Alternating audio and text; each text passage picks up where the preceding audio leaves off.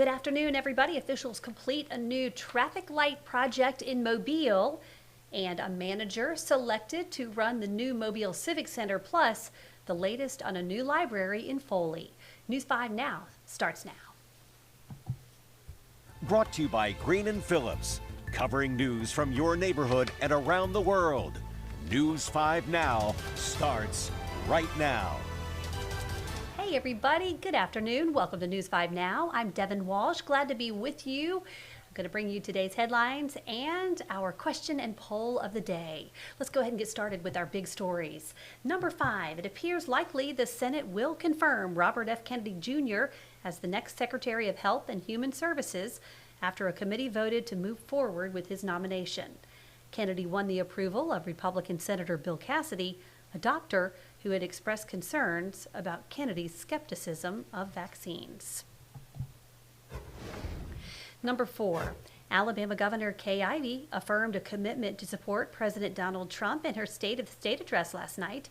The governor outlined her priorities for the state, which include efforts to improve education and tackle crime in Alabama. Number 3, progress is being made on the construction of Foley's new public library. Crews recently tore down the former Symbol Clinic on East Orange Avenue. A groundbreaking was held at the site last week. The new library is scheduled to open next year. Number 2, the Mobile City Council approved a contract with Oak View Group to operate the new Civic Center arena. The 22-year contract will allow the organization to manage the arena, including maintenance and show bookings. And number 1, a major project involving traffic in Mobile is now finished. Officials with the Alabama Department of Transportation say they're finished overhauling traffic lights at busy intersections. Officials say all 3 phases of the Regional Traffic Operations Program have been completed. The first phase began in August, when officials started focusing on improving things like retiming traffic signals to help with traffic flow during peak traffic times. And that's a look at our big stories at this hour. Perhaps that should be one of our questions of the day. Do you think that the traffic improvement project is making a difference? Have you noticed that the lights have been retimed at major intersections across the area?